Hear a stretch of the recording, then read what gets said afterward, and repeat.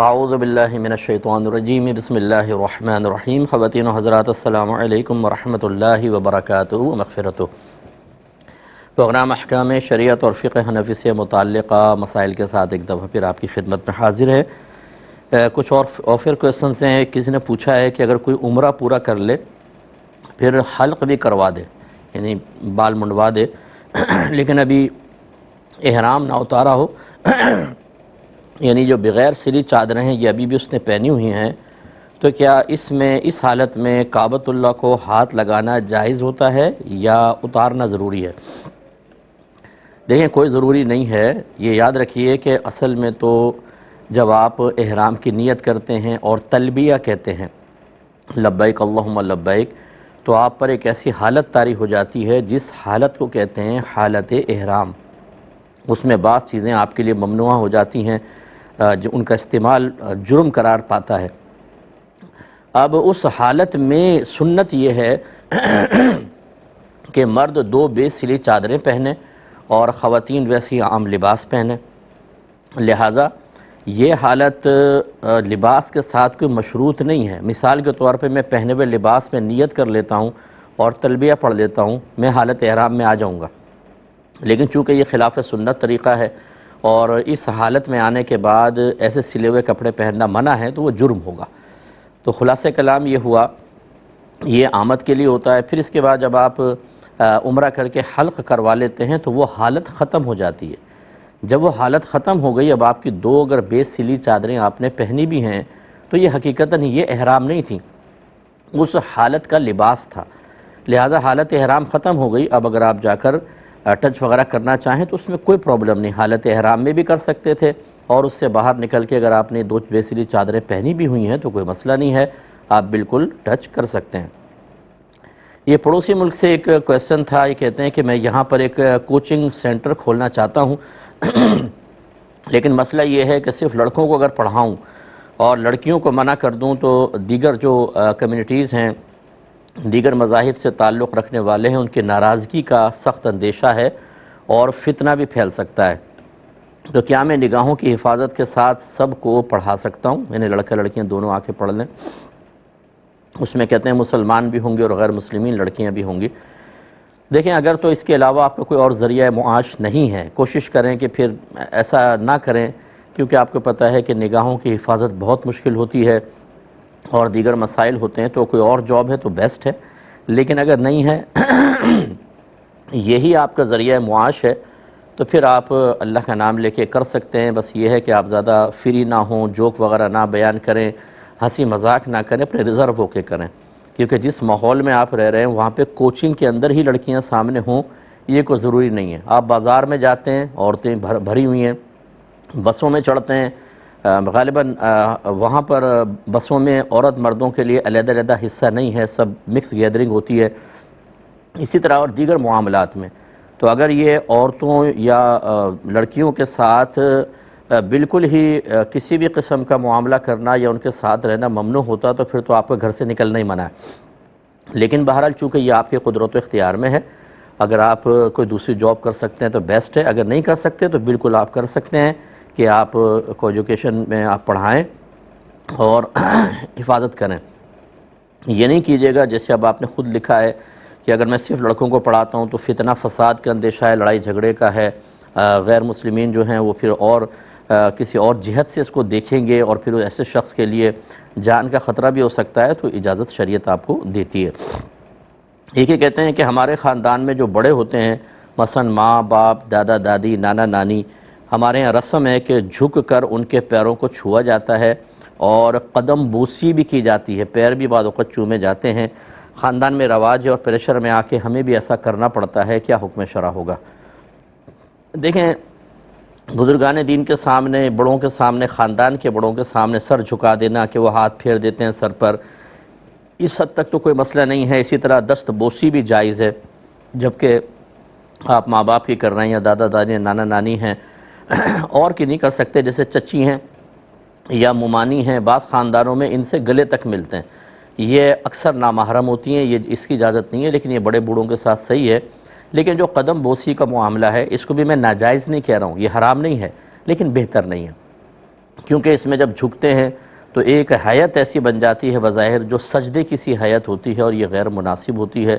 یہ تو جو معظم دینی ہوتے ہیں، یعنی علماء ہیں، مشائخ ہیں، مفتیان کرام ہیں، ان کے لیے جائز ہے، جیسے میں نے ابھی بھی ان کے لیے بھی کہا، لیکن ان کے لیے بھی ہم احتیاط ہی کہتے ہیں کہ اس دور میں کیونکہ دور سے دیکھنے والے سمجھتے ہیں شاید یہ سجدہ کر رہے ہیں اور اس سے بدگمانیاں پیدا ہوتی ہیں، اس لیے قدم بوسی نہ کریں، دست بوسی کر لیں۔ لیکن کوئی قدم بوسی کرتا ہے تو بہرحال ہم اس کو ناجائز یا حرام نہیں کہیں گے، صرف ایک احتیاط کی وجہ سے میں کہہ رہا ہوں، اور ماں باپ وغیرہ کے اندر بھی یہ احتیاط جاری رکھی جائے۔ یہ کہتے ہیں کہ اگر کوئی دوست ہماری مالی حالت کو جانتا ہے کہ ذرا لو ہے، اور وہ اس وجہ سے جب ہم سفر کرتے ہیں وہ ہمارا کرایہ دے دیتا ہے، ہم کبھی کھانا کھاتے ہیں ہوٹل میں تو ہمارا بل پے کر دیتا ہے، تو کیا اس کی وجہ سے ہم گناہ گار ہوں گے اور اس کے بدلے میں میدان محشر میں ہمیں اپنا مال یا اپنی نیکیاں دینی ہوں گی؟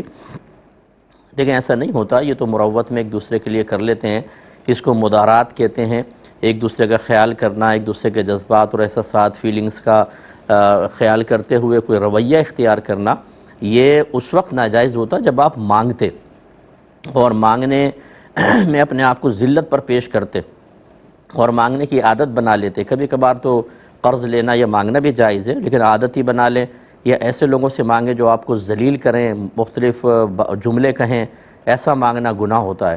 اور یہاں مانگنا پایا ہی نہیں گیا، کوئی از خود آپ کے ساتھ ایک احسان کا سلوک کرتا ہے تو آپ اس احسان کو قبول کر سکتے ہیں، اور جب یہ گناہ نہیں ہے، کوئی وبال نہیں ہے، تو آخرت میں اس کے بدلے میں آپ کو کچھ بھی نہیں دینا ہوگا۔ ہاں یہ ضرور ہے، ہمارا مشورہ یہ ہے کہ طریقہ یہ رکھیے کہ جس نے اس طرح کا احسان کیا اس کو ذہن میں رکھ لیں، جب کبھی اللہ تبارک و تعالیٰ آپ کو کچھ عطا فرمائے تو اس کا بدلہ دینے کی کوشش کریں، یعنی جسے اس کی دعوت کر دی، اسے کبھی کھانا کھلا دیا، اس کا کرایہ پے کر دیا، اسے گفٹ وغیرہ دے کر جتنا یہ اماؤنٹ آپ نے اس طرح احسان کی صورت میں لیا ہے اس حیثیت ادا کرنے کی کوشش کریں۔ لیکن اگر آپ ادا نہ کر سکیں تو آخرت میں آپ کی کوئی گرفت نہیں ہوگی۔ ایک یہ پوچھا تھا کسی نے کہ ایک تقریر کرنے والے صاحب تھے، مقرر حضرت، وہ حسن مصطفیٰ صلی اللہ علیہ وسلم بیان کر رہے تھے، اور پھر حسن یوسف علیہ السلام کا تذکرہ آیا، انہوں نے کہا وہ بہت زبردست حسن تھا، لیکن یوسف علیہ السلام کا حسن ہمارے نبی کریم صلی اللہ علیہ وسلم کی نالین پر قربان ہو جائے تو کیا حکم شرع ہوگا؟ دیکھیں انبیاء علیہ السلام سب کا ادب ہمارے لیے بہت ضروری ہے، اور اس میں کسی کا اختلاف نہیں کہ میرے آقا صلی اللہ علیہ وسلم اللہ تبارک و تعالیٰ کے بعد مخلوقات کی میں بات کر رہا ہوں سب سے افضل اور اولیٰ ہیں، اور جتنے اوصاف اللہ تبارک و تعالیٰ نے نبیوں کو عطا فرمائے وہ تمام اوصاف ذات مصطفیٰ صلی اللہ علیہ وسلم میں جمع کر دیے گئے۔ ہمارے آقا بہت بلند و بالا ہیں اور افضل و اولیٰ ہیں، لیکن تقابل میں اس طریقے سے کسی اور نبی کا ذکر کرنا جس میں کچھ تحقیر کا سا پہلو نکلتا ہو، حقارت کا، توہین کا سا پہلو نکلتا ہو، یہ غیر مناسب ہوتا ہے، اور خصوصاً عوام کے سامنے اس طرح کرنا کہ ایک کی عظمت پیدا ہو اور دوسرے کے بارے میں وہ اپنی ناقص سوچ کی وجہ سے کچھ اور نیگیٹو طریقہ اختیار کر لیں، یہ مناسب نہیں ہوتا۔ ایک مرتبہ نبی کریم صلی اللہ علیہ وسلم گزر رہے تھے، صحابہ کرام سرکار صلی اللہ علیہ وسلم کے فضائل بیان کر رہے تھے تو ساتھ ہی موسیٰ علیہ السلام کا ذکر بھی ہو رہا تھا۔ اب سرکار کی فضیلت اس انداز سے بیان کی کہ میرے آقا صلی اللہ علیہ وسلم نے اس کو غیر مناسب تصور فرمایا، تو آپ نے ارشاد فرمایا کہ مجھے موسیٰ پر فوقیت نہ دو، اور ایک روایت میں فرمایا کہ حضرت یونس پر مجھے فوقیت نہ دو۔ علماء نے یہ بیان فرمایا کہ اس کی ممانعت کی وجہ یہ تھی یا اس کی صورت یہ ہے کہ اس انداز سے مجھے فوقیت نہ دو کہ کسی نبی کے لیے تحقیر کا پہلو نکلتا ہو۔ حالانکہ جو تعریف کر رہے ہوں گے یقینی سی بات ہے ان کے ذہن میں کسی نبی کے لیے توہین یا تحقیر کا تصور بھی نہیں ہوگا، جیسے ان کے لیے بھی میرا حسن ظن ایسا ہی ہوگا، لیکن بہرحال نہیں کرنا چاہیے۔ اب جیسے وہ ایک مشہور سا شعر ہے کہ سارے نبی تیرے در کے سوالی، نبی کریم صلی اللہ علیہ وسلم کے لیے کہا جاتا ہے، تو یہ نبی کی جگہ ولی کا لفظ پڑھ لیا کریں جو نعت خواں وغیرہ پڑھتے ہیں۔ ہمارا مشورہ ہے کہ سارے ولی تیرے در کے سوالی، یہ صحیح لگتا ہے، لیکن نبیوں کو یہ کہنا کہ نبی کے در کے سوالی یہ تھوڑا سا مناسب جملہ نہیں ہے کہ سوالی کے اس میں ہمارا تصور ایسا ہوتا ہے جیسے گھر کے باہر ایک لائن لگی ہوئی ہے اور کوئی مانگ رہا ہے، اور انبیاء علیہ السلام کے ساتھ ایسا معاملہ نہیں ہے۔ اگرچہ سب سے زیادہ کمالات جیسے میں نے کہا اور سب سے زیادہ برکت اور فضیلت اللہ تعالیٰ نے اپنے حبیب کو عطا فرمائی، اس کا انکار نہیں ہے، لیکن دیگر انبیاء علیہ السلام کے ذکر کا ادب ملحوظ رکھنا بھی بہت ضروری ہے۔ ایک کالر ہمارے ساتھ ہیں۔ السلام علیکم۔ جی وعلیکم السلام۔ جی بھائی خیریت سے ہیں؟ اللہ کا بڑا کرم۔ جی بھائی میرے 3 سوال ہیں۔ پہلا جی سوال یہ ہے کہ اگر بچہ پیدا ہونے سے پہلے ہی 5-6 مہینے کا بچہ اگر ضائع ہو جائے تو وہ بھی ماں باپ کی سفارش کرے گا؟ اور ٹھیک ہے۔ دوسرا سوال یہ ہے کہ اگر ہماری فجر قضا ہو جائے تو طلوع ہونے کے بعد سورج کتنی دیر پڑھ سکتے ہیں؟ اور تیسرا سوال یہ ہے کہ حافظ جو ہوتے ہیں ان کے لیے تو خوشخبری ہے، لیکن ایسے بھی لوگ ہیں جن کو بہت ساری صورتیں یاد ہوتی ہیں، تو کیا ان کے لیے بھی کوئی خوشخبری ہے؟ جی ٹھیک بھائی ہے۔ السلام علیکم۔ وعلیکم السلام۔ یہ پہلے لے لیتے ہیں، چلیں پہلے ایک اور کالر ہیں۔ السلام علیکم۔ وعلیکم السلام مفتی جی صاحب۔ جی فرمائیں۔ مفتی صاحب میرے 3 کوشچن ہیں۔ پہلا کوشچن یہ ہے کہ کرپٹو کرنسی کا کاروبار میں ٹریڈنگ کرنی کیسی ہے؟ میں پاکستان سے بات کر رہی ہوں۔ جی فرمائیے۔ اور دوسرا کوشچن یہ ہے کہ ڈراپ شپنگ کا کاروبار کرنا کیسا ہے؟ ٹھیک ہے۔ اچھا تیسرا کوشچن یہ ہے کہ ایک دفعہ میرے شوہر اور میرے بیٹے کے درمیان آپس میں بحث ہو گئی، تو میرے شوہر نے مجھ سے میں کہا کہ نہیں اللہ تعالیٰ غلطی سے بھی یہ نہیں کر سکتا، تو میں نے پھر میرے شوہر کو ٹوکا کہ نہیں اللہ تعالیٰ تو غلطی سے پاک ہے، اس پہ کیا حکم لگے گا؟ ٹھیک ہے۔ اور شکریہ۔ میں بتاتا ہوں انشاءاللہ۔ یہ بھائی نے سسٹر نے پوچھا ہے کہ بچہ پیدا ہوا لیکن پیٹ میں ہی 5 ماہ کا تھا کہ انتقال کر گیا، تو کیا یہ بھی سفارش کرے گا؟ دیکھیں اگر وہ 4 ماہ کا ہو چکا تھا، جیسے آپ نے 5 ماہ اور زندہ تھا، تو 4 ماہ کے بعد شرعی اعتبار سے اس میں روح پھونک دی جاتی ہے، یعنی وہ ایک زندہ ہو جاتا ہے۔ اسی وجہ سے 4 ماہ کے بعد اگر خدا نخواستہ کسی بغیر سخت مجبوری کے ابورشن کروایا جائے تو علماء نے لکھا ہے کہ یہ ایک انسان کے قتل کی مثل ہے، کیونکہ اب وہ بڑا ہو چکا ہے بچہ، اس میں روح پھونک دی گئی ہے۔ اور 5 ماہ کا ہوا تو یہ لازم سی بات ہے کہ اگر زندہ تھا 4 ماہ کے بعد اور 5ویں تک پہنچا تو گویا کہ پہلے زندہ ہوا پھر فوت ہو گیا، اور ایسے بچے یقیناً اپنے ماں باپ کی سفارش کریں گے انشاءاللہ۔ ایک انہوں نے کہا کہ اگر خدا نخواستہ فجر قضا ہو جائے تو طلوع آفتاب کے بعد اسے کس وقت پڑھنا ہوگا؟ دیکھیں طلوع آفتاب کسے کہتے ہیں؟ جب سورج کی پہلی کرن نکلتی ہے نا تو یہ سمجھ لیں، نوٹ کر لیں، اس کے بعد کم از کم 20 منٹ احتیاطاً چھوڑ دیں، یہ ہے طلوع آفتاب۔ اچھا پہلی کرن کب نکلے گی ہر ایک کو تو نہیں پتہ چلے گا، اس لیے جو ایپس وغیرہ آپ کے پاس ہیں یا نمازوں کے اوقات کے کیلنڈرز ہوتے ہیں اس میں لکھا ہوتا ہے طلوع آفتاب، تو وہ طلوع آفتاب جو لکھا ہوتا ہے وہ پہلی کرن کا ہی ہوتا ہے، سمجھ لیجئے، یعنی وہ لکھا ہوتا ہے کہ اس وقت پہلی کرن نکل گئی ہے، تو بس اس کے 20 منٹ بعد آپ پڑھیں گے، جو یہاں پہ ٹائم لکھا ہوا ہے طلوع آفتاب کے نیچے اس کے 20 منٹ بعد، تو پھر انشاءاللہ صحیح ہے۔ ایک مختصر سا بریک لیں گے، ہمیں یقین ہے آپ ہمارے ساتھ ہی رہیں گے۔ بسم اللہ الرحمن الرحیم۔ پہلے کال لیتے ہیں۔ السلام علیکم۔ وعلیکم السلام مفتی صاحب۔ السلام علیکم۔ جی وعلیکم السلام۔ مفتی صاحب میرے 3 سوال ہیں سر۔ جی بولیے۔ سر یہ بینک کیا جی پاکستان کی پالیسی کا قومی بینک کیا؟ یہ قومی بچت قومی اسکیم بینک یہ دیتا ہے بزرگوں کے لیے بنایا ہے، پالیسی ہے 60 سال کی عمر کے لیے 1200 مہینہ دیتے ہیں لاکھ کا۔ ٹھیک ہے۔ اور اچھا جی دوسرا پھر عام آدمی کے لیے انہوں نے دیے جی 750 روپے مہینہ ہے، مہینے لاکھ کا 750 روپے جی۔ جی اچھا جی اور ایم سی دے رہا ہے جی، ایم سی دے رہا ہے 1500 روپے۔ بس ٹھیک ہے میں سمجھ گیا، وہ چھوڑ دیں، اب آپ اگلا کویسچن کریں۔ اچھا جی دوسرا سوال جی، میں نے ایک پلاٹ ہے جی وہ مسجد کے نام کیا ہوا ہے، اچھا اس کا کرایہ وغیرہ کسی درس میں دے سکتے ہیں جی؟ یہ کیا پلاٹ مسجد کے نام ہے؟ مکان کس ہے پہ؟ یہ میں نے مسجد کے نام مسجد کے لیے کیا ہوا بھی، بیچ کے مسجد میں پیسے دوں گا اس کے میں۔ اچھا یہ ارادہ کیا آپ نے یا زبان سے کہہ دیا تھا باقاعدہ؟ نہیں ارادہ کیا ہوا میں نے، بچوں کو کیا کہہ رکھا ہے کہ میرے مرنے کے بعد میں جینا ہوں تو بیچ دوں گا، کہ میرے مرنے کے بعد مر جاؤں تو یہ اس کو بیچ کے مسجد میں دینے پیسے اس کے۔ بس ٹھیک ہے۔ تو آپ کرایہ کا پوچھ رہے ہیں، کرایہ کیا کریں؟ ٹھیک ہے اور شاید 2 ہی کر کے نکل گئے۔ ایک بہن نے پوچھا ہے کہ جو جیسے حدیث میں حافظ کی فضیلت بیان ہوئی ہے کہ بروز قیامت وہ اپنے خاندان میں سے 10 ایسے لوگوں کی شفاعت کرے گا جن پہ جہنم واجب ہو چکی ہے، تو کیا ایسے ہی جو غیر حافظ ہو لیکن اس نے کچھ صورتیں یاد کی ہوں تو ان کی بھی کوئی فضیلت ہے؟ بہن ایسی کوئی فضیلت تو میری نگاہوں سے نہیں گزری ہے۔ یہ ضرور ہے کہ جو حفظ قرآن جس کے سینے میں ہوگا چاہے وہ مختصر بھی ہو اسے دنیا اور آخرت میں نفع دے گا، اس کا انکار نہیں ہے، لیکن باقاعدہ جیسے حافظ کے لیے ایک فضیلت بیان ہوئی ہے ایسی فضیلت صورتیں یاد کرنے والوں کے لیے نہیں ہے۔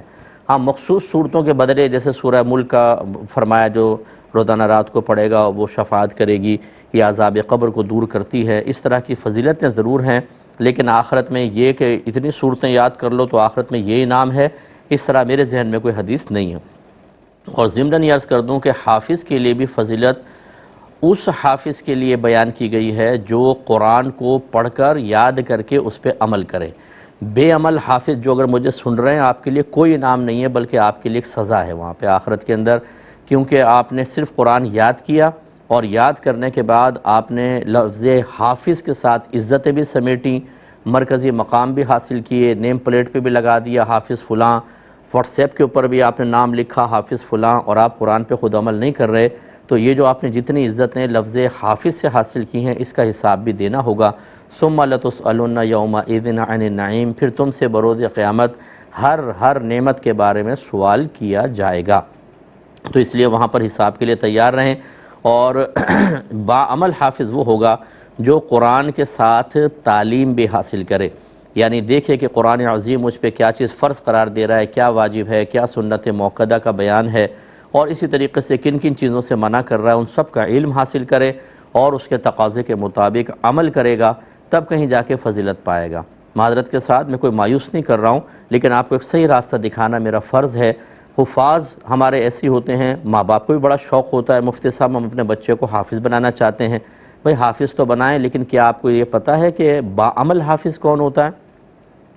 اور جو حافظ قرآن آخرت میں اپنے گھر والوں کی شفاعت کرے گا وہ کون سا حافظ ہوتا ہے یہ نہیں جانیں گے، بس قرآن یاد کروا دیا، اس کے بعد بس اب تو ہمیں بڑی فضیلت مل گئی۔ آپ کے نبی کریم صلی اللہ علیہ وسلم نے یہ جو میں نے حدیث بیان کی تھی اسی کے ساتھ یہ فرمایا، جس نے قرآن کو یاد کیا پھر اس کے حلال کو حلال اور حرام کو حرام جانا، وہ بروز قیامت اپنے خاندان میں سے 10 ایسے افراد کی شفاعت کرے گا جن پہ جہنم واجب ہو چکی ہوگی۔ تو اس کا مطلب یہ ہوا حلال کو حلال حرام کو حرام جانا، مراد یہ کہ علم سیکھا، اس کے تقاضے کے مطابق عمل کیا۔ اب جتنے حافظ مجھے سن رہے ہیں یا وہ ماں باپ جو اپنے بچوں کو حافظ بنانا چاہتے ہیں، کہ آپ کو پتہ ہے کہ قرآن کے حلال اور حرام کو سیکھنے کا طریقہ کیا ہے؟ صرف ترجمہ، یہ صرف قرآن پاک کو حفظ کر لینا، اس کی عربی عبارت پر مطلع ہو جانا، اس سے تمام احکام تو حاصل نہیں ہوتے۔ اس کے لیے یقینی سی بات ہے کہ ہمیں تفصیل سیکھنی ہوتی ہے۔ اگر قرآن میں لکھا ہے اقیموا الصلاۃ، نماز قائم کرو، اب کیسے قائم کریں قرآن کہیں نہیں بتائے گا آپ کو، پورا طریقہ تو قرآن کے اندر نہیں ہے۔ اس کا مطلب ہے اب حافظ کیا ہوگا حافظ کے لیے کہ اس نے ایک حکم پڑھا تو اب اس کی تفصیل جو ہے حدیثوں سے یا فقہ کے ذریعے پوری اس کو حاصل کرنا اس پر لازم ہوگا۔ اس کے بعد وہ باعمل حافظ کہلائے گا کہ جب اس نے سیکھ لیا، اس کے تقاضے کے مطابق عمل کیا، تب فضیلت ملے گی۔ بعض لوگ صرف فضیلت پہ نگاہ رکھتے ہیں، اس کے جو تقاضے تھے، جو شرعی قیودات تھی، کنڈیشنز تھیں، اسے بھول جاتے ہیں، تو آخرت میں خطرہ ہے۔ یہ بہن نے فرمایا کہ پاکستان میں رہتی ہیں، کرپٹو کرنسی کا کاروبار کر سکتی ہیں کہ نہیں؟ دیکھیں، جب تک آپ کی گورنمنٹ اس کو لیگل قرار نہ دے، اس طرح کا کوئی بھی کاروبار کرنا منع ہوگا۔ جب آپ کی گورنمنٹ کہہ دے گی کہ یہ لیگل ہے، آپ کر سکتے ہیں، تب آپ کے لیے شرعاً جائز ہوگا، ورنہ اس میں انویسٹمنٹ وغیرہ کرنا آپ کے لیے شرعاً منع ہوگا۔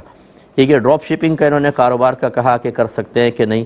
دیکھیں، اس کی مختلف صورتیں ہو سکتی ہیں۔ اس کی جو جائز صورت وہ یہ ہے کہ مثال کے طور پر آپ کسی کمپنی کا مال اپنی ویب سائٹ پر شو کر رہی ہیں، آپ کریں، لیکن یہ نہ کہیں یہ میرا مال ہے۔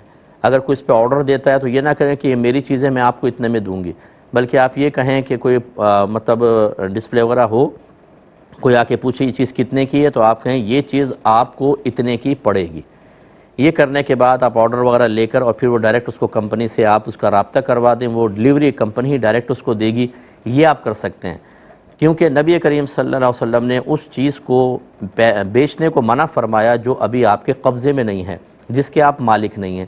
لہذا اگر آپ نے صرف کچھ پکچرز لگا دی اور کوئی کہتا ہے یہ کتنے کی، اور آپ نے کہا میں آپ کو اتنے میں بیچتا ہوں، تو یہ تو آپ کے قبضے میں نہیں ہے، آپ مالک ہی نہیں ہیں، یہ الفاظ کہنا ٹھیک نہیں ہوگا۔ گویا کہ اس وقت آپ کی حیثیت ایک ایجنٹ کی سی ہوگی کہ یہ چیز میں آپ کو دلوا دوں گا یا رابطہ کروا دوں گا، اور اس محنت کے آپ کچھ کمیشن لے رہے ہیں، اس کو آپ بیع کا نام دے دیتے ہیں، خرید و فروخت کا نام دے دیتے ہیں۔ تو یوں آپ کر سکتے ہیں کہ اپنے ویب سائٹ پر کسی بھی مشہور کمپنی کے کوئی پروڈکٹ لگا دیں، آرڈر آپ لیں، یہ نہ کہیں میں بیچ رہی ہوں، بلکہ کہیں یہ ہم آپ تک پہنچوا دیں گے، لیکن یہ اتنے میں آپ کو پڑے گی بس، اور اس کے بعد آپ ڈائریکٹ ان کا کروا دیں، صحیح ہے۔ اس کے علاوہ کوئی اور صورت آپ کے ذہن میں ہو تو آپ پوچھ سکتی ہیں۔ یہ کہتی ہیں کہ بیٹے کے اور میرے شوہر کے درمیان کچھ بحث چل رہی تھی، تو میرے شوہر نے کہا کہ اللہ تبارک و تعالی غلطی سے بھی یہ نہیں کر سکتا، تو میں نے تنبیہ کی ان کو کہ یہ آپ نے صحیح نہیں کیا، کیا حکم شرع ہوگا؟ دیکھیں اللہ تعالیٰ کے لیے ایسے الفاظ استعمال کرنا ٹھیک نہیں ہوتا، لیکن جو ہمارا مشاہدہ ہے معاشرے کا وہ یہی ہے کہ جب کوئی اس طرح کا جملہ کہتا ہے تو وہ معاذ اللہ کوئی اللہ تعالیٰ کی طرف غلطی کی نسبت نہیں کرنا چاہتا، اس کا عقیدہ یہ نہیں ہوتا کہ اللہ واقعی غلطی کر سکتا ہے، بلکہ کسی بات کو پختہ کرنے کے لیے پھر ہم کہتے ہیں۔ مثال کے طور پہ جیسے کسی نے کہا تم ایسا نہیں کرنا، میں کہتا ہوں ارے بھائی میں غلطی سے بھی ایسا نہیں کر سکتا، تو یوں مراد ہے کہ بات کو کہ یہ آپ ایسا تصور بھی نہ لائیں ایسا کبھی نہیں ہو سکتا، اس مفہوم میں ہے۔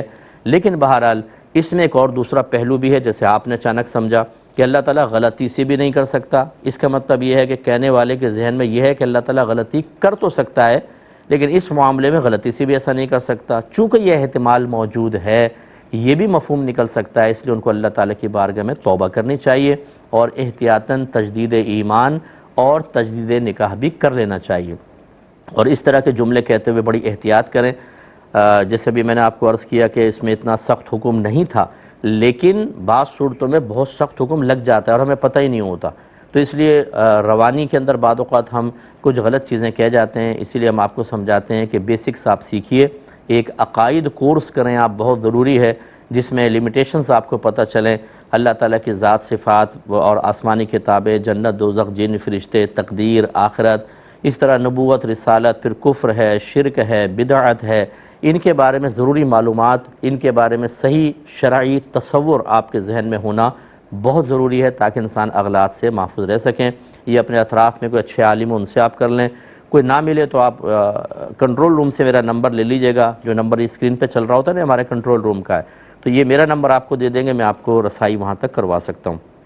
ایک ہی بھائی نے پوچھا جس کا خلاصہ یہ ہے کہ بعض وقت گورنمنٹ یا بعض بینک اس طرح کی اسکیم پیش کرتے ہیں کہ آپ اتنا پیسہ ہمارے پاس رکھوا دیں تو پر منتھ یا پر ایئر ہم اتنا آپ کو پروفٹ اس پر دے دیں گے، کیا حکم شرع ہوگا؟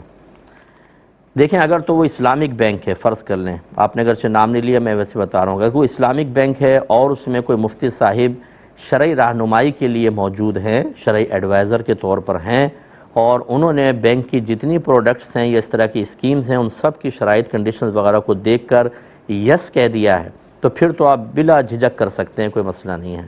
سیکنڈ یہ ہے کہ کوئی ایسے شرعی مفتی صاحب تو ہیں نہیں، پھر یہ دیکھیں کہ بینک آپ سے جو یہ پیسہ رکھوا رہا ہے کیا وہ اس طرح کا معاملہ طے کرتا ہے کہ آپ اتنا پیسہ رکھوائیں، ہم بزنس میں لگائیں گے، اس سے جو پروفٹ آئے گا وہ ہم اتنا آپ کو دے دیں گے۔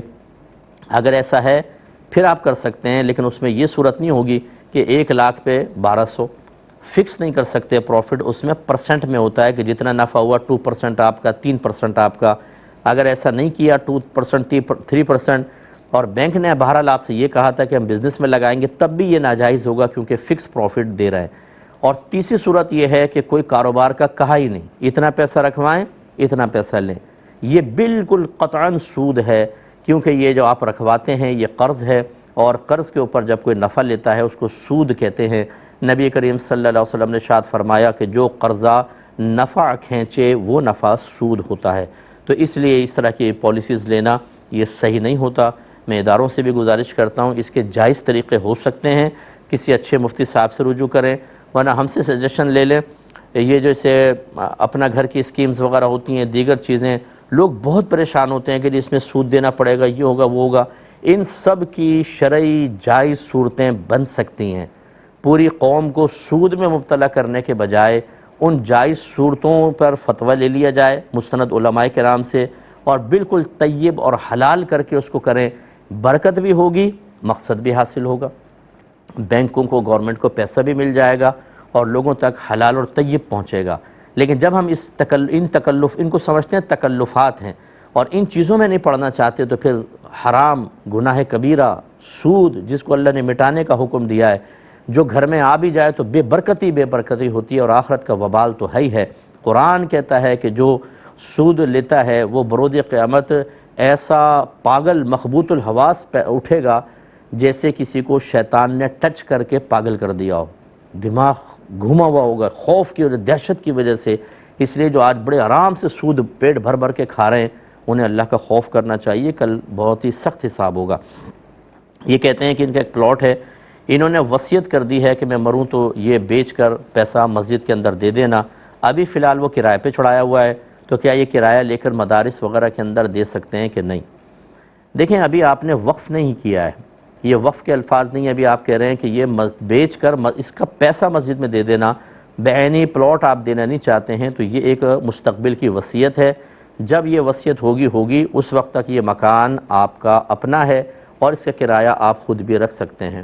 ہاں چاہیں تو صدقہ کریں، بہت اچھی بات ہے، اور یہ یاد رکھیے گا کہ جب آپ فوت ہوں گے اس مکان سمیت جو دیگر پراپرٹی ہے اس سب کا ٹوٹل نکالا جائے گا، اس ٹوٹل کے 1/3 میں آپ کی وصیت جاری ہوگی۔ صرف یہ نہیں کہ آپ اگر 1/3 یہ مکان ہی بن رہا ہے تو پھر ٹھیک ہے، اور اگر نہیں تو پھر 1/3 میں جاری ہوتی ہے، پورے میں جاری نہیں ہو سکتی ہے۔ ایک مختصر سا بریک لیں گے، ہمیں یقین ہے آپ ہمارے ساتھ ہی رہیں گے۔ بسم اللہ الرحمن الرحیم۔ ایک بھائی نے پوچھا تھا کہ کسی کو یہ کہا کہ ماں باپ کو ستانا گناہ ہے، یعنی وہ کرتا تھا تو اس کو سمجھایا کہ ماں باپ کو ستانا گناہ ہے، اس نے جواب میں کہا یار ویسے ہی بہت گناہ ہیں، ایک اور ہو جائے گا، تو کیا اس سے اس شخص کا ایمان ضائع ہو جائے گا؟ دیکھیں یہ تو میں کنفرم نہیں کہہ سکتا کہ ایمان ضائع ہو جائے گا، لیکن یہ ضرور ہے کہ اللہ تبارک و تعالیٰ کے احکام ہوں، کوئی آرڈرز ہوں، یا اللہ تعالیٰ کا کوئی عذاب کا ذکر کیا جائے اور کوئی شخص اس سے بے خوفی اور اس سے بیزاریت کا اظہار کرے تو اس کو کفر ضرور لکھا ہے فقہائے اسلام نے۔ اس لیے اس میں بھی ایسا ہی ہے کہ ماں باپ کو ستانا یہ حرام اور بہت بڑا گناہ کبیرہ ہے۔ فَلَا تَقُلْ لَهُمَا اُفٍّ وَلَا تَنْهَرْهُمَا، قرآن کہتا ہے کہ اپنے ماں باپ کو اف مت کہو۔ اف کا مطلب ہے اف کا تلفظ نہیں ہے، مراد ہے ان کو کسی بھی طرح اذیت، دکھ، تکلیف، خلاف شرع جو ہے وہ نہ دو، اور انہیں ڈانٹو مت۔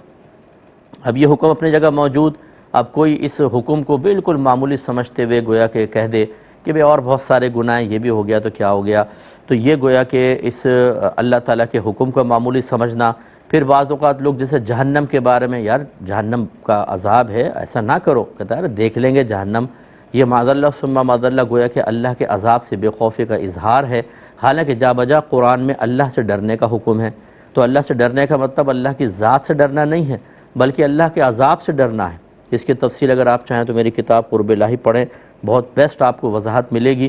لیکن کہنے کا مطلب یہ ہے کہ اس طرح کے جملے کہنا وہی کہے گا جس کو اللہ کے احکام کی پرواہ نہیں، اس کو معمولی سمجھتا ہے، عذابات کا خوف نہیں ہے، اس لیے احتیاطاً تجدید ایمان، تجدید نکاح کر لیا جائے تو بہت ہی بہتر ہے، ورنہ ہو سکتا ہے کہ بہت بے برکتی اس کی طرف متوجہ ہو۔ ایک بھائی نے کہا ہے کہ ایک ایسا ادارہ ہے جہاں سود کا اعلانیہ لین دین کیا جاتا ہے، اس ادارے میں ہمارا جاب کرنا کیسا ہے؟ پھر کہتے ہیں کبھی میں ہم یہ سوچتے ہیں کہ ہم تو اپنی محنت کا لے رہے ہیں، کر لیں تو کوئی مسئلہ نہیں ہے۔ دیکھیں اصل تو جاب کی نوعیت کیا ہے یہ دیکھا جائے گا۔ اگر اس ادارے میں اور بھی دوسرے کام ہوتے ہیں لیکن ساتھ ساتھ سود کا لین دین بھی ہے جیسے بینکوں کے اندر ہوتا ہے، تو اگر وہ آپ کا براہ راست سود کو لینا دینا یا اس کی ترغیب دینے کا کام نہیں ہے، اس شعبے میں آپ نہیں ہیں، دوسرے شعبے میں ہیں، تو اس کی گنجائش نکلے گی، پھر آپ کر سکتے ہیں، ورنہ پھر اس کی گنجائش نہیں نکلے گی۔ اور یہ جملہ کوئی اصول نہیں ہے کہ ہم تو اپنی محنت کا لے رہے ہیں۔ اس کا مطلب ہے کوئی یہ کہے تم میرے ساتھ مل کے چوری کرو اور پھر ہم پیسہ بانٹ لیں گے، تو آپ ذہن میں لائیں کہ یار چوری بری چیز ہے لیکن میں تو اپنی محنت کے لے رہا ہوں، اس کے ساتھ جاؤں گا، سفر کروں گا، چڑھنا اترنا، تالے توڑنا، یہ سب چیزیں، تو کیا یہ جائز ہو جائے گا؟ یہ کوئی شرعی دلیل نہیں ہے، لیکن بہرحال اگر کوئی دوسرا کام ہے اس سودی لین دین کے علاوہ براہ راست تو آپ کر سکتے ہیں، لیکن اس میں بھی ہمارا مشورہ یہ ہوگا اگر اس کے علاوہ کوئی جاب ہو تو اس میں نہ جائیں، پھر آپ کسی اور جاب کو اختیار کر لیں۔ یہ کہتے ہیں کہ ایک بیوی سے کوئی باہر رہتا تھا، اس نے فون پہ بات ہو رہی تھی، بیوی سے کہا کہ اگر نیکسٹ ٹائم تم نے یہ الفاظ بولے تو ایک طلاق۔ بیوی نے بعد میں کئی مرتبہ وہ الفاظ دہرا دیے، تو وہ پوچھتا ہے کہ کتنی طلاقیں ہوئی ہیں۔ دیکھیں جب ہم طلاق کو کسی کام کے ساتھ مشروط کر دیتے ہیں تو اس کو معلق طلاق کہتے ہیں، کنڈیشنل طلاق کہتے ہیں، اور جو ہم نے اس میں شرط لگائی تھی جب وہ شرط پوری ہوتی ہے تو فوراً طلاق واقع ہو جاتی ہے۔ اب اگر اس میں فرض کر لیں 3 طلاقوں کا تذکرہ ہوتا تو تینوں واقع ہوتی ہیں، کہ اگر تو نے یہ جملہ کہا تو تینوں طلاقیں تینوں ہو جائیں گی۔ اگر اس میں یہ کہا کہ جب تو یہ لفظ کہے گی تب تجھے طلاق، تو پھر ایک بار کہتی ایک طلاق، دوسری دفعہ کہے گی دوسری طلاق، تیسری دفعہ کہے گی تیسری طلاق۔ لیکن جو آپ نے صورت لکھی اس میں ایسا نہیں ہے، نہ 3 طلاقوں کا تذکرہ ہے، نہ اس میں ہمیشگی، دوام، استمرار کا ذکر ہے، بس یہ کہ اگر تو نے الفاظ نیکسٹ ٹائم کہے تجھے طلاق۔ تو اس کا اب اصول مطلب یہ ہوگا کہ جیسی بیوی نے لفظ کہا چاہے 50 دفعہ کہہ لے، وہ پہلے لفظ سے ہی طلاق پڑ جائے گی، اور یہ قسم بھی گویا کہ اب یعنی یہ جو طلاق معلق تھی یہ بھی ختم ہو جائے گی، ایک طلاق ہو گئی، اب آپ کو دوبارہ اپنی زوجہ سے رجوع کرنا ہوگا، اور اس کے بعد جتنے بھی الفاظ کہیں اب کوئی مسئلہ نہیں ہے، کیونکہ جب اس طرح کی طلاق ہوتی ہے، یعنی طلاق معلق ہوتی ہے جس میں آپ نے ہمیشگی کے الفاظ نہیں کہے، جب تو کہے گی یا جب بھی کہے گی یہ نہیں کہے، تو بس ایک دفعہ میں سے ہی یہ بات پوری ہو جائے تو طلاق ختم ہو جاتی ہے، یعنی یہ شرط ختم ہو جاتی ہے، اس کا معلق ہونا ختم ہو جاتا ہے۔ تو گویا کہ اب آپ کو اگر زوجہ نے الفاظ کہے تھے، ایک ہی طلاق ہوئی ہے، اور اپنی زوجہ سے آپ فوراً سے پیشتر رجوع کریں۔ یہ کہتے ہیں ہمارے یہاں عید میلاد النبی پر لائٹنگ اور تبرک کے لیے چندہ کیا جاتا ہے، پھر جو پیسے آخر میں بچ جاتے ہیں اس کی بولی لگائی جاتی ہے، مثال کے طور پہ 10,000 بچ گئے تو اس کو رکھ دیتے ہیں، کہتے ہیں بھئی لو خریدو اس کو پیسے کو، ایک آدمی کہتا ہے میں نے 15,000 میں لی، تو یہ 10,000 اس کو دے دیتے ہیں، اور پھر یہ اگلے سال اسی چندے میں 15,000 ڈالے گا۔ اس کا کیا شرعی حکم ہے؟ دیکھیں طریقہ بالکل شرعاً صحیح نہیں ہے، ناجائز ہے۔ اس کی وجہ یہ ہے کہ جب کوئی آپ کسی مخصوص کام کے لیے چندہ لیتے ہیں تو سب لوگوں سے جن سے لے رہے ہیں کوشش کریں کہ ان کے بارے میں لکھیں کہ کس کس کا ہے، بہتر یہ ہے تاکہ اگر بچ جائے تو ان میں واپس تقسیم کر سکیں، پہلی چیز یہ۔ اور اگر آپ کو نہیں پتہ کہ کس کس کے ہیں، یا پھر سب سے کلی اختیار لے لیا ہے کہ اگر یہ پیسہ ہو تو ہم کسی اور دینی کام میں لگا سکیں، تو پھر اس کا یہ حکم ہوگا کہ آپ کسی دوسرے دینی کام میں لگا دیں۔ لیکن اگر آپ نے پیسے لیے اور یہ نہیں کہا تھا، اجازت نہیں لی تھی دوسرے دینی کام میں، اور بچ گئے، تو اس کو بین ہی رکھنا ہوگا، اور نیکسٹ ٹائم اسی آپ پرپز میں، یعنی تبرک وغیرہ میں اور دیگر چیزوں میں اس کو استعمال کریں گے۔ لیکن یہ طریقہ کہ جو اس کی بولی لگا دی، یہ تو بیچنا ہوا۔ آپ کیسے بیچ سکتے ہیں جب یہ پیسہ آپ کا نہیں ہے؟ یہ تو لوگوں کا چندہ ہے، اس کو کیسے آپ سیل کر سکتے ہیں؟ اور پھر اس کا مطلب ہے آپ نے سیل کر کے اس کے حوالے کر دیا، وہ پورا سال اس کو استعمال کر رہا ہے، اگلے سال 1500، اگر وہ مر گیا تو کیا ہوگا؟ پھر کہاں جائے گا چندہ؟ یہ طریقہ کار بالکل خلاف شرع ہے۔ میں تمام لوگوں سے گزارش کرتا ہوں، مسجد کمیٹیاں ہوں یا علاقائی ایسی میلاد کمیٹیاں ہوں، جب بھی آپ ایسی کوئی پالیسی لانے لگیں، پہلے اس کو مرتب کریں، اس میں تمام جو چیز آپ لکھنا چاہتے ہیں لکھیں، جو لکھنا چاہتے ہیں لکھیں، لیکن اس کے بعد کسی اچھے مستند اہل سنت کے مفتی صاحب کو چیک کروا دیں کہ اب بتائیں اس میں کون سی چیز جائز ہے، کون سی ناجائز۔ کوئی قریبی اہل سنت کا دارالعلوم ہو، وہاں جا کے آپ اس کو پیش کریں، وہ جس کو کہہ دیں یہ کاٹ دو اس کو کاٹ دیں، جو کہیں صحیح ہے اس کو صحیح رکھیں، تو آپ انشاءاللہ آخرت میں سرخرو رہیں گے، ورنہ وبال آخرت آپ کی طرف متوجہ ہوگا۔ کسی نے کہا کہ معصر کی نماز پڑھ رہے تھے، رکوع اور سجود میں تسبیح پڑھتے ہوئے آواز تھوڑی سی بلند ہو گئی اور برابر والوں تک پہنچ گئی، تو کیا سجدہ سہو لازم ہوگا؟ دیکھیں تسبیحات کے بلند ہونے پہ سجدہ سہو لازم نہیں ہوتا، اگرچہ خلاف سنت ہے، آہستہ تسبیح پڑھنی چاہیے تھی، خلاف سنت ہے، لیکن اس کے خلاف سنت پہ سجدہ سہو نہیں ہوتا۔ یہ تو اس صورت میں ہوتا کہ اگر آپ ظہر یا عصر میں جس میں سری آہستہ قرات کی جاتی ہے، اس میں کم از کم ایک آیت جہرن پڑھ دیتے بلند آواز سے، اور جہر کی تعریف یہ ہے کہ دائیں بائیں 5-6 آدمی، اور دائیں 5-6 اور بائیں 5-6 آدمی کم از کم اس کو سن لیں، یہ جہر کی کم سے کم مقدار رکھی ہے، تب سجدہ سہو لازم ہوتا۔ یعنی قرات الحمد شریف یا سورت ملاتے ہوئے کم از کم ایک آیت بلند آواز سے پڑھ دیتے تو، اور یہ تو تسبیحات ہیں، تسبیحات اگر آپ نے بلند آواز سے پڑھ دی، مثلا ثنا آپ نے بلند آواز سے پڑھ دی، اعوذ باللہ بسم اللہ الرحمن الرحیم بلند آواز سے پڑھ دی، تو اس میں سجدہ سہو نہیں ہے، اگرچہ خلاف سنت ہے۔ انہوں نے کہا ہم آسٹریلیا میں رہتے ہیں، تو یہ سڈنی سے انہوں نے کہا تھا کہ یہاں مختلف کونسلز بنی ہوئی ہیں، 35 کونسلز ہیں، یہ کہتے ہیں اتنا بڑا شہر ہے جو کراچی سے بھی بڑا ہے، اور اس کو مختلف علاقوں میں تقسیم کر دیا، اس کو کونسل کا نام دیا ہے، تو 35 کونسلز ہیں۔ اب اگر ہم سفر پہ جانا چاہتے ہیں تو ہماری جو مسافت یا مسافرت کی ابتدا ہے وہ کہاں سے مانی جائے گی؟ دیکھیں اس سٹی کے باہر نکلنے سے مانی جائے گی، جس طرح آپ کے وہاں کونسلز ہیں، ایسے ہمارے کراچی میں بڑے بڑے ایریاز ہیں، ملیر ہے، اورنگی ٹاؤن ہے، کورنگی ہے، لیکن کوئی بھی ان سے باہر نکلنے کو کراچی سے باہر نکلنا نہیں کہتا، نہ ان سے باہر نکلنے سے سٹی سے باہر نکلنا مراد ہو سکتا ہے، بلکہ پورے کراچی سے باہر نکلیں گے تب۔ اس طرح کا سڈنی ایک سٹی ہے اور اس میں مختلف ایریاز ہیں، اب چاہے اس کو کوئی بھی نام دے دیں آپ، تو وہ ایریاز سٹی نہیں ہے، شہر نہیں ہے۔ جب پورے شہر سے آپ باہر نکلیں گے اور ارادہ کم از کم 92 کلومیٹرز دور جانے کا ہوگا، تب آپ شرعی مسافر بنیں گے اور پھر آپ کو نمازوں میں قصر وغیرہ کی اجازت ملے گی۔ یہ باہر سے ایک میل تھی کہ میرا بیٹا جو ہے وہ اسکول میں جاتا ہے اور وہاں عبادات کے لیے ایک الگ جگہ مخصوص ہے، لیکن اس جگہ میں ہر مذہب والا کی عبادت کر سکتا ہے، ہندو ہیں، سکھ ہیں، کرسچن، یہود یا مسلمان، سب کر سکتے ہیں۔ یہ کہتے ہیں اگر ہم بچہ وہاں عبادت نہ کرے، یعنی نماز نہ پڑھے، تو واپس آتے آتے نماز کا وقت ختم ہونے کا اندیشہ ہوتا ہے، تو کیا حکم شرع ہوگا؟ دیکھیں، اگر کوئی کسی جگہ پر غیر مسلمین بھی عبادت کر رہے ہیں، اسکول نے اس کو مخصوص کیا ہے، تو یہ کسی ایک کمیونٹی یا کسی ایک مذہب والے کا عبادت خانہ نہیں کہلائے گا، بلکہ عبادت کے لیے مخصوص جگہ کہلائے گی، اور وہ ہر ایک آ کے کر سکتا ہے، تو بچہ وہاں نماز پڑھ سکتا ہے۔ ہاں، یہ ضرور ہے کہ جب وہ نماز پڑھے تو ذرا دیکھ لے کہ سامنے کوئی ایسی چیز نہیں ہونی چاہیے جس کو سجدہ کرنا منع کیا ہو، مثلا آگ ہے، کوئی آگ کو پوچھتا ہے تو آگ جل رہی ہے، یا کوئی بت وغیرہ آگے رکھا ہوا ہے، تو چونکہ ہمارا مذہب اسلام اس کی ممانعت کرتا ہے، تو اس کے عین سامنے نہ پڑھے، سائیڈ میں ہٹ کر وہ نماز پڑھ لے، کوئی شرعاً اس میں حرج نہیں ہے، اور یہ بہت اچھی سوچ ہے۔ اللہ تعالیٰ، میں دعائیں دیتا ہوں ایسے لوگوں کو کہ جو باہر کے ملکوں میں رہ کر بھی اپنے بچوں کی ایک اچھی تربیت کر رہے ہیں، اور بچے بھی کویسچن کرتے ہیں کہ ہم نماز کیسے ادا کریں۔ اللہ تعالیٰ ان کو بڑی جزا عطا فرمائے کہ اپنی نسلوں کے لیے بہت اچھا کام کر رہے ہیں، بے پرواہی کا ثبوت نہیں دے رہے۔ تو اس لیے اپنے بچے سے کہیں بیٹا آپ وہاں نماز پڑھیں، اور بس ان چیزوں کی احتیاط کر لیں، نماز قضا نہ کریں۔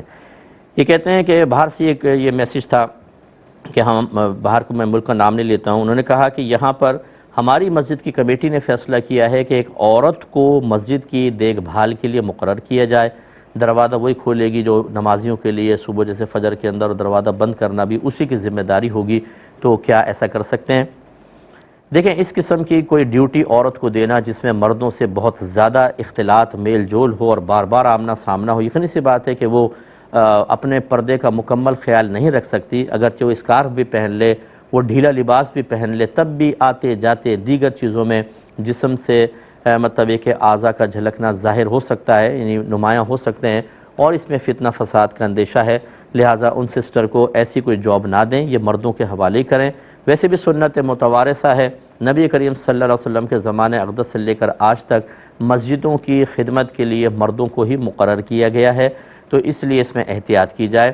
کمیٹی اتنی بھی روشن ذہن نہ بنے کہ خدا نخواستہ آگے آنے والوں کے لیے ایک ایسا عمل کر کے چلے جائیں کہ اس کے بعد اس میں برکت اور ترقی ہی ہوتی چلی جائے، کیونکہ ہماری کمیونٹیز کا یہ عالم ہے، حال ہے ہمارے مسلمانوں کا، کہ ایک کام کو شروع کر دیتا ہے، اس میں ہو سکتا ہے اس نے علماء سے پوچھ کر بھی کیا ہو، لیکن وہ بعد میں آنے والے ان قیودات، ان لیمیٹیشنز، ان کنڈیشنز کا خیال نہیں رکھ پاتے، اور چیز بگڑ جاتی ہے۔ جیسے بھی جلوسوں کے اندر بہت سارے لوگ خرافاتیں کرتے ہیں، اسی طریقے سے مزارات کے اوپر بعض لوگ غلط حرکتیں کرتے ہیں اور بدنام ہوتے ہیں تمام مسلمان، تو پھر یہ چیزیں ایسی ہو جاتی ہیں، اس لیے ایسا ہرگز نہ کریں۔ ہاں، کچن میں اگر کھانا بنانا ہے، وہ عورت کچن میں رہے گی، وہ دوسرے دروازے سے آئی، کھانا بنایا، نکل گئی، اس طرح کی ڈیوٹی چل جائے گی، لیکن بہرحال یہ بالکل نہ کیا جائے۔ اب چونکہ تقریباً ہمارے پروگرام کے وقت ختم ہو گیا ہے، نیکسٹ ڈے انشاءاللہ یعنی کل پھر حاضر ہوں گے، اور آپ کے کویسچنز ہوں گے، ہمارے جوابات ہوں گے، دوبارہ ملاقات ہوگی۔ اس وقت تک کے لیے اپنے میزبان کو، ہماری کیو ٹی وی کی پوری ٹیم کو اجازت مرحمت فرمائیں، اور میں آپ سے گزارش کرتا ہوں کہ سیلاب زدگان کو بھولیں نہیں۔ جو آفت آئی ہے وہ اپنی جگہ ہے، اور اب بھی بہت بڑی آفات ہیں، کیونکہ لاکھوں خاندان گھروں سے محروم ہیں، اور ان کو تسلسل سے رزق دینا ضروری ہے، ان کو دوائیاں، ان کو ڈاکٹر پرووائڈ کرنا ضروری ہیں، تو یہ سلسلہ اس وقت تک نہیں رک سکتا جب تک کہ ان کے اپنے گھر نہ بن جائیں۔ تو آپ امداد کا سلسلہ جاری رکھیں۔ اللہ تعالیٰ مجھے بھی توفیق عطا فرمائے، آمین۔ وآخر دعوانا ان الحمد للہ رب العالمین۔